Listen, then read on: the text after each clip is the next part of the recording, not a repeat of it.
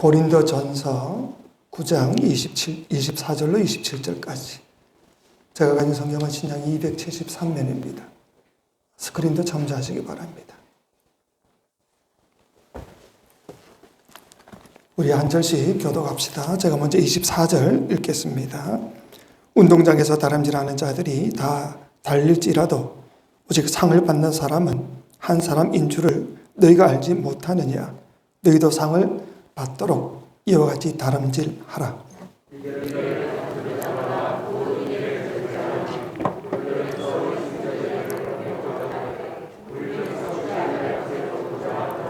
그러므로 나는 다름질하기를 향방 없는 것 같이 아니하고 싸우기를 허공을 치는 것 같이 아니하며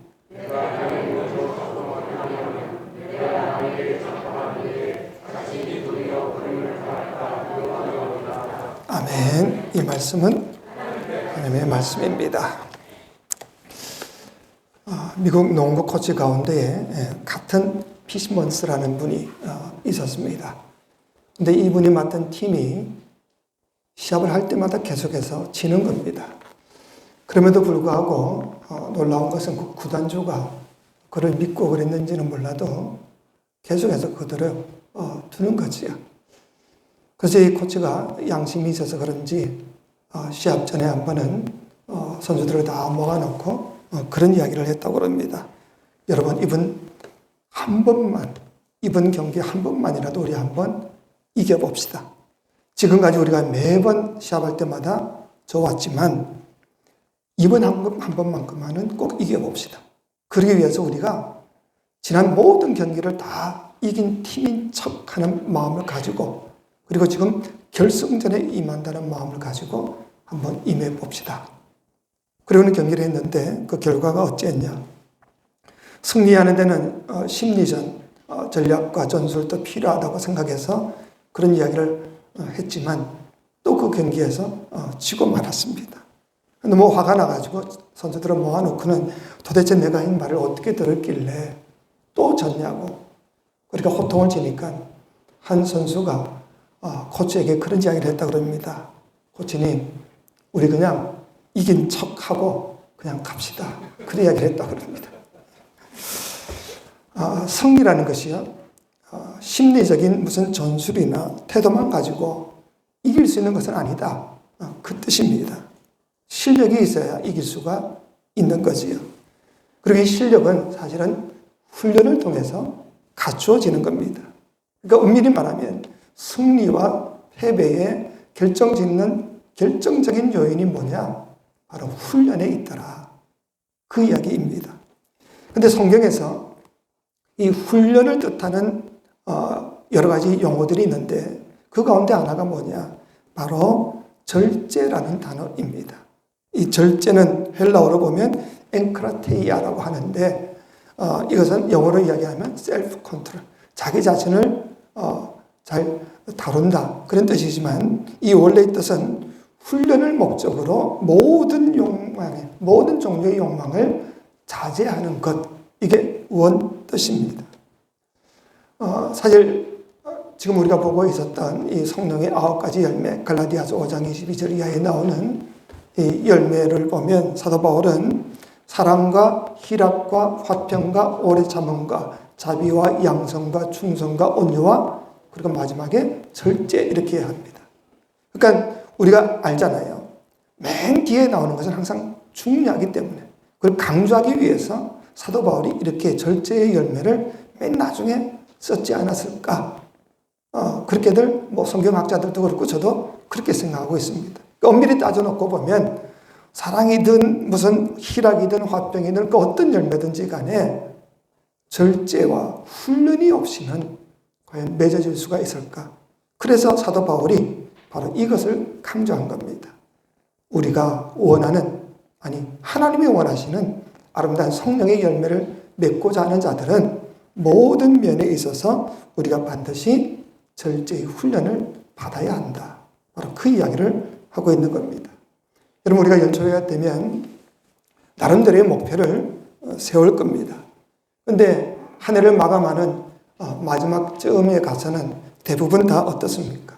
다 후회와 그리고 아쉬움이 밀려오는 경우가 많더라. 그 이유가 뭐냐? 시간이 오를수록 우리의 열망도 식어지게 되고 우리의 처음의 결심과는 많이 멀어지는 삶을 살기 때문에, 그래서 절제하지 못했기 때문에 결국에 가서는 또 후회하고 또 새로운 해를 만난다. 그런 의미입니다. 우리 신앙인들도 역시 마찬가지지요. 하나님이 주신 꿈도 있고요, 비전도 있습니다. 근데 그 모든 것을 이루기 위해서는 가장 중요한 게 뭐냐? 어떻게 보면 이 절제의 훈련이 필요하지 않을까. 근데 이 절제는요, 우리가 절제해야지 아무리 소리친다고 해서 이루어질 수 있는 것은 아닙니다. 분명한 동기가 있다면, 우리가 운동선수들도 금메달 딴 사람들을 이야기 들어보면 나름대로의 분명한 동기가 있었습니다. 그 동기를 이루기 위해서 힘을 다해서 애쓰고 노력함으로 인하여 결국은 그 모든 것을 이룬 것을 볼 수가 있지요. 역시 마찬가지입니다. 우리의 삶 속에서도, 신앙생활에 있어서도 우리에게 분명한 동기만 있다 그런다면 얼마든지 우리가 절제의 삶을 이룰 수가 있지 않겠나. 그럼 우리 신앙인들에게 있어서 중요한 그런 열망, 우리가 바라는 바가 무엇이 되어야 절제의 열매를 맺을 수 있을까? 첫 번째가 바로 하나님께 쓰임을 받고자 하는 그런 열망이 우리에게 있어야 한다 하는 거죠. 사도 바울이 이 고린도 교회에 편지를 씁니다. 근데 고린도 교회는 알다시피 그리스에 포함된 위치에 있는 곳에 있었지요.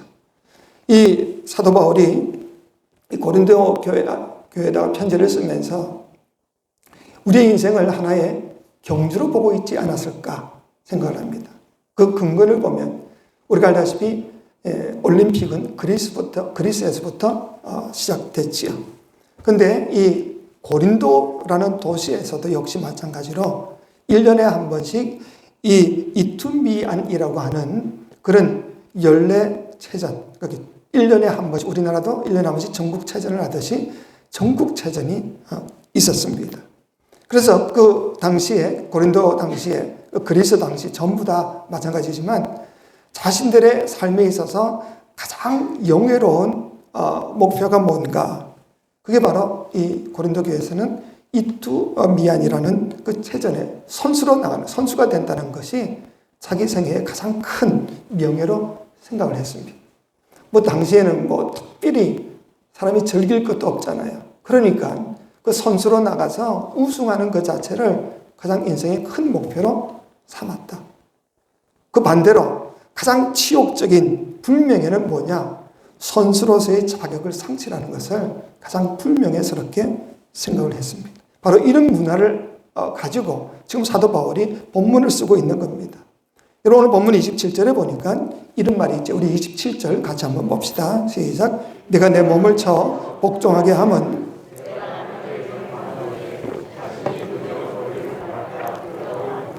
아멘. 자, 여기에 버림을 당한다는 것이 우리가 구원받았다가 하나님이 안 돼 하고 우리가 다시 지옥으로 떨어지는 것, 그게 의미하는 게 아니라 여기서의 의미는 내가 주의 쓰임을 받고 있다가 더 이상 주님이 나를 쓰지 않게 되는 상태.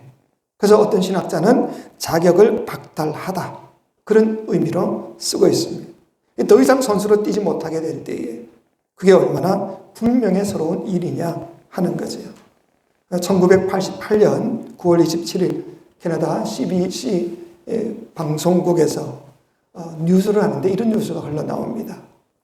여러분, 오늘은 100m 세계 신기록 보유자인 우리의 국가적 영웅 벤 존슨이 약물 중독으로 약물 복용으로 선수 자격을 상실하고 그 모든 기록이 취소된 날입니다. 이것은 우리의 국가의 수치입니다. 그런 벤 존슨의 인터뷰했던 내용이 나옵니다. 기자가 물었지요. 아니, 당신 왜 약물 복용을 했냐고. 그랬더니 벤 존슨이 이런 대답을 했다고 그러지요. 그동안 나는 훈련을 게을리 했었습니다. 하지만 우승자는 되고 싶고 챔피언은 되고 싶어서 어쩔 수 없이 약물을 복용했었습니다. 무슨 말입니까? 훈련을 게을리하게 되면 결국은 더 쓰임을 받을 수가 없다, 이 말이지요. 여러분, 그렇기 때문에 연약하고 부족한 우리들이지만 생의 마지막 순간까지 하나님께 쓰임받는 인생이 되고자 한다면 우린 절대로 이 훈련을 게을리해서는 안 된다 하는 거죠. 날마다 내 몸을 쳐서 복종시켜야 한다. 이게 사도 바울의 오늘 권고입니다. 27절에 내가 내 몸을 쳐서 복종하게 한다 말하죠. 그 매 순간 내 자신을 훈련하고 또 갈고 닦겠다 이런 뜻 아닙니까? 요한복음 15장 16절에 보시면 우리 주님이 이런 말씀을 하시지요. 너희가 나를 택한 것이 아니요 내가 너희를 택하여 세웠나니 이는 너희로 가서 열매를 맺게 하고 또 너희 열매가 항상 있게 하려 합니다. 하나님이 왜 우리를 택하셨냐? 하나님이 기뻐하는 열매를 맺는 복된 삶을 살라고 우리를 먼저 택해 주셨다는 거지. 그런 주의 기쁨이 되고 주의 쓰임을 받는 삶을 사는 것이 우리의 최종 목적이 되어야 아니냐 하는 것이에요. 그러기 위해서 우리에게 필요한 것은 절제와 훈련이 필요하다는 거지요. 쓰임 받을 만큼 우리는 미리 절제와 훈련이 있어야 된다. 그래서 우리의 삶의 목표는 하나님의 쓰임을 받아야지 하는 마음이 있어야 한다는 것이에요. 두 번째, 우리가 절제의 삶을 살기 위해서는 목표가 있는 삶을 분명히 살아야 합니다. 오늘 본문 말씀을 보면 사도 바울이 이 운동 경기를 생각하면서 이 본문을 썼다는 것을 우리가 알 수 있지요. 24절에 보니까 운동장에서 다름질하는 자들, 이거는 육상 경기를 의미하고 있지요. 그리고 26절에 싸우기를 허공을 치는 것 같지 아니하며 하는 것은 권투 경기를 염두에 두고 쓰지 않았겠는가. 여러분, 먼저 육상 경기에 있어서 모든 선수들이 출발선에 서서 출발 신호가 나면 어디로 갑니까? 결승선을 향해서 목표를 향해서 뛰어가게 되어 있습니다. 그런데 한 선수가 목표 지점과는 정반대 방향으로 열심히 뛴다고 한다면 그가 아무리 열심히 뛰었다 한들 빨리 뛰었다 한들 그게 다 무슨 소용이 있냐? 그럼 결국 패배자가 될 수밖에 없는 겁니다. 권투 선수라는 사람이 사각의 링 안에서 그래서 무슨 펀치를 날려야 되는데 상대방은 바라보지 않고 목표인 상대방에는 치지 않고 허공만 치고 있다고 그런다면 그가 아무리 무슨 펀치를 날리나 한들 아무리 열심히 주먹을 휘두른다 한들 그게 다 무슨 소용이 있냐 하는 거지요. 다시 말하면 최선을 다해서 열심히 하는 것이 전부가 아니다. 분명한 목표를 바라보고 그 목표를 향해서 나아가야지 하는 거지. 여러분의 인생의 목표는 과연 뭡니까? 신앙의 목표는 어떤 것이 있으십니까? 우리가 그 분명한 목표를 바라보면서 우리가 절제의 삶을 살아가야 효과적인 열매를 맺을 수가 있다 하는 겁니다. 미국 대통령 가운데 린던 B. 존슨이라는 대통령이 있었습니다. 그런데 이 대통령은 먹는 것을 탐하는 그런 먹는 것을 거부하지 못하는 그런 이런 식욕이 굉장히 강했던 것 같습니다. 아무리 그 부인이 바가지를 긁고 호소를 하고 경고를 해도 듣지를 않고 계속해서 먹어대니 몸은 점점 불어나지. 그래서 이 부인이 한 번에 이렇게 이야기를 했다고 합니다. 아니, 자기 자신도 다스리지 못하는 사람이 어떻게 나라를 다스릴 수가 있겠습니까? 이 충격적인 이 말을 들었던 이 대통령이 그게 자극이 되어서 남은 임기 동안이라도 자기가 올바른 그런 통치를 하려면 내 자신을 다스려야 되겠다. 그래서 선언했습니다. 내가 이제 1년 동안에 20파운드, 그러니까 약 한 10kg 정도는 내가 감량하겠다. 목표를 세웁니다.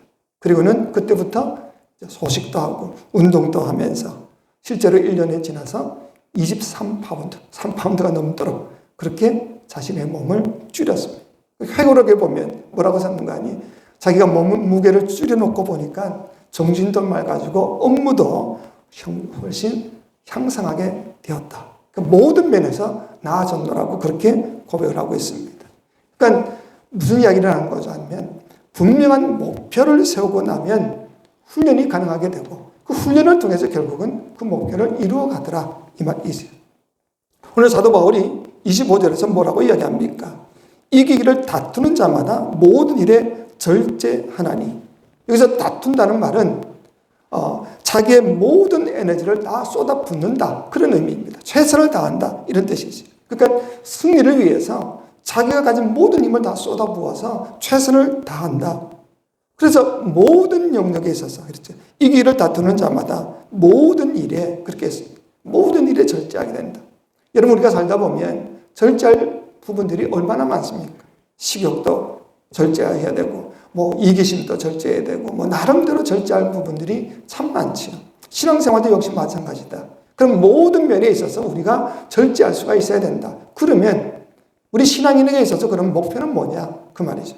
목표가 분명하면 모든 일에 절제할 수가 있는데 그럼 우리 신앙인의 목표는 뭐냐? 사도 바울은 23절에서 이런 이야기를 합니다. 여러분 우리 기록이 안 됐나요? 23절은? 네, 같이 한번 봅시다. 시작. 내가 아멘. 사도 바울의 목표는요 하나밖에 없었어요. 바로 복음입니다. 예수 그리스도의 피 묻은 복음. 이 복음만이 세상을 바꿀 수가 있고 하나님의 나라를 이 땅에 펼칠 수가 있다. 그래서 자신이 가졌던 모든 것들, 세상적인 것들 다 배설물처럼 버리고 오직 하나, 이 십자가의 복음만을 위해서 최선을 다하지 않았냐. 세계 복음화를 위해서. 그렇기 때문에 자신은 날마다 자신을 쳐서 복종시켜 나간다. 절제한다. 그 이유는 이 복음이 세상 천지에 퍼지도록 하기 위해서다. 바로 이 말이죠. 그렇기 때문에 우리에게도 이런 분명한 목표가 반드시 있어야 합니다. 그래야만이 우리의 모든 삶이 절제가 될 수가 있다 하는 거죠. 그리고 마지막으로 상급받는 삶을 우리가 열망할 수가 있어야 됩니다. 당시 올림픽에서도 그렇고 고린도의 그 경기 이두미안에서도 마찬가지로 승리하게 되면요, 그 머리에다가 면류관을 주는데 어떤 면류관이냐? 월계관이라고 해서 그 월계수 나무를 꺾어서 머리에 씌워주게 됩니다.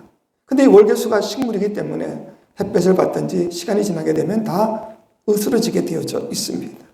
사도 바울이 이 결국에는 시들어버릴 이런 면류관을 보면서도 갖기 위해서 그렇게 최선을 다하는 것을 보면서 바로 그런 생각을 했다는 거죠. 아니 결국은 시들어 썩어져 버릴 저런 면류관을 위해서도 모든 사람들이 그렇게 모든 면에서 많은 시간과 욕망을 절제하며 애를 쓰는데 하물며 썩지 아니할 면류관을 위해서 일하는 우리 하나님의 사람들에게는 얼마나 많은 절제가 필요할까? 썩어 없어질 식물 하나를 위해서 월계수라고 하지만 그것을 위해서 자기의 모든 것을 절제하고 사는데 우리는 영원히 썩지 아니할 멸류관을 위해서 사는 사람들이 아니냐. 그럼 얼마나 더 많이 우리가 절제하며 살아야 할 것인가. 그래서 25절에서 이야기하지요. 이기기를 다투는 자마다 모든 일에 절제하나니 그들은 썩을 승리자의 관을 얻고자 하되 우리는 썩지 아니할 것을 얻고자 합니다. 여러분 여기서 썩지 아니할 멸류관을 어떤 멸류관이라고 생각하십니까? 흔히들 금멸류관, 보석의 멸류관이라 생각하는데 여러분 천국 가서 금멸류관을 쓰고 계속 다닐 여러분 자신들이 있으십니까? 얼마나 무겁고 불편하고 어떻게 그걸 감당하고 다니시겠어요? 저는 이것은 상징적인 언어가 아닐까 그렇게 생각을 합니다. 왜냐하면 성경에 보면 우리에게 주실 썩어지지 않을 멸류관이라는 것이 무슨 물질적인 멸류관이라 말하지 않고 영광의 멸류관, 소망의 멸류관, 기쁨의 멸류관 이런 표현들이 많이 나와져 있습니다. 사도 바울이 데살로니가에 가서 열심히 전도했습니다. 수많은 사람들이 예수를 믿었습니다. 그래서 저들을 사랑으로 잘 양육하고 보살폈습니다.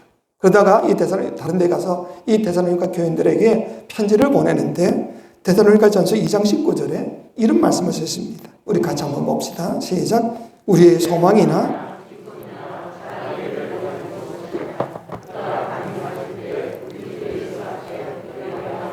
아멘. 사도 바울이 열심히 전도했죠. 그래서 저들이 예수 그리스도를 구주로 고백하고 아름다운 신앙생활을 하는 겁니다.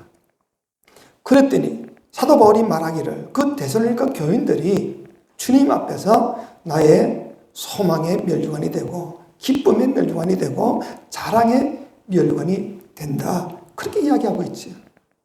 우리도 역시 마찬가지입니다. 우리가 믿음 생활하는 가운데에 여러분들이 나름대로 열심히 전도해가지고 교회에 나온 성도들이 있지요. 그리고 그 성도들이 이 다음에 우리가 다 천국 가서 만날 것 아닙니까? 천국 갔는데 그 사람이 바로 있습니다. 그럼 얼마나 만나면 기쁘고 반갑겠습니까? 그래서 그분을 데리고 주님 앞에 가서 주님, 내가 청원회에 있을 때에 이 사람을 내가 전도했습니다. 근데 이 사람이 여기서 또 천국에서 만났습니다. 얼마나 기쁨으로 소개를 하겠습니까? 만나는 사람들마다 내가 청원재단에서 신앙생활할 때 이렇게 전도해서 이 사람이 여기까지 왔노라고. 그러니 그게 바로 자랑의 면류관이고 기쁨의 면류관이 된다. 바로 그 이야기입니다. 여러분, 사람을 위해서 투자하고 또 사람을 위해서 헌신하고 봉사하는 것이 그만큼 값지고 귀한 일이다. 전도하고 가르치고 구체적인 필요를 채워줄 뿐 아니라 영혼을 살리는 그런 일에 우리가 최선을 다하게 되면 그것보다 더 귀한 일이 없는 겁니다. 그들을 위해서 흘린 눈물, 그들을 위해서 수고했던 그 모든 땀방울들이 천국에서의 기쁨이 되고 영광이 되고 그것처럼 아름다운 것이 없을 만큼 썩지 않을 멸관이 됨을 믿으시기 바랍니다. 그렇기 때문에 우리가 할 일이 뭐냐 이 말이죠. 미국의 필라델피아에 가면요, 두폰 가든이라고 하는 아주 유명한 가든이 있다고 그럽니다. 그 정원이 있다고 합니다. 이 정원은 두폰이라는 그 백작이 자기 부인을 위해서 만든 곳인데 열심히 만들어서 개원식을 할 때 그 당시에 유명한 여러 유명인사들을 다 초청을 해서 멋진 파티를 열게 됩니다. 그때 이 백작이 그런 이야기를 했다고 합니다. 이 정원은 제 아내를 위해서 만든 겁니다. 함께 기뻐해 주신 여러분들께 정말 감사합니다. 그런데 여기서 가장 기뻐할 사람은 바로 저 자신이라고 생각합니다. 왜냐하면 이 정원에는 저의 정성과 눈물과 온갖 수고가 다 들어져 있기 때문에 그렇습니다. 내가 내 아내를 위해서 직접 씨를 뿌리고 나무를 심고 다듬고 가꾸어서 이렇게 아름다운 정원을 만들었기 때문에 이 정원을 바라볼 때마다 나보다 더 큰 기쁨을 가진 사람은 아무도 없을 겁니다. 내 안에는 가장 큰 기쁨이 있습니다. 우리도 역시 마찬가지가 아니겠어요? 이 땅에서 내가 한 영혼을 살리기 위해서 또 그 영혼을 양육하기 위해서 수고하고 애쓰고 온갖 노력을 다 기울였던 그 사람을 천국에서 만나보게 될 때에 내가 수고하고 흘린 눈물만큼 그 기쁨과 영광을 주님 앞에서 확인하고 우리가 누릴 수 있지 않는가. 바로 그것이 우리의 상급이 됨을 믿으시기 바랍니다. 여러분들이 천국에서 받을 상급이 많이 있겠지요.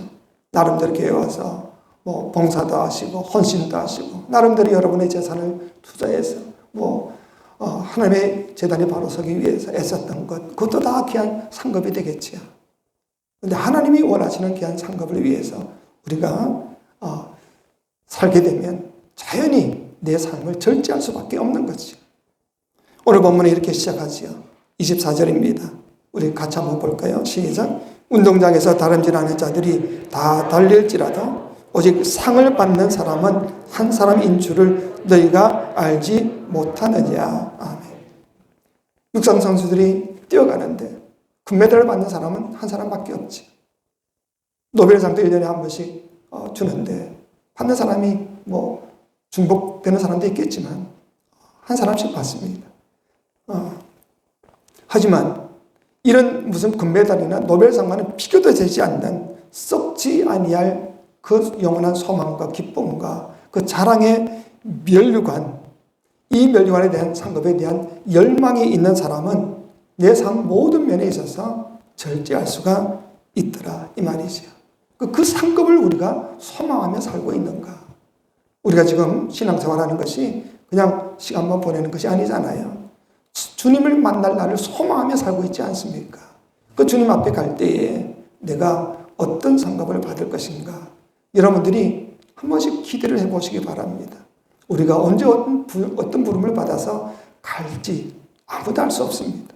근데 그 앞에 섰을 때 내가 부끄럽지 않기 위해서는 내가 어떤 삶을 살아야 될 것인가?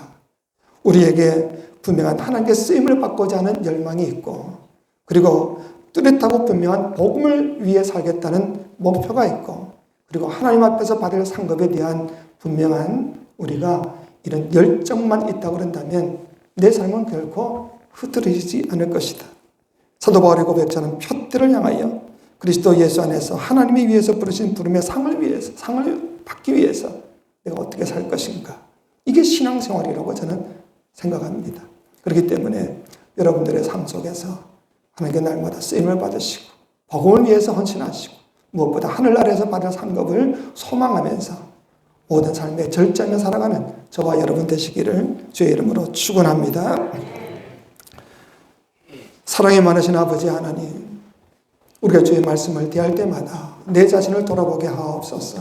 우리 모두가 하나님께 쓰임을 받으며 복음을 위하여 무엇보다 하늘 상급을 위하여 얼마나 내 자신을 절제하며 살고 있는지 깊이 살피게 허락하셔서 마지막 날쯤 앞에 참으로 썩지 않을 기쁨의 멸류관을 받는 우리 모두가 되게 도와주옵소서. 예수님의 이름으로 기도하옵나이다. 아멘.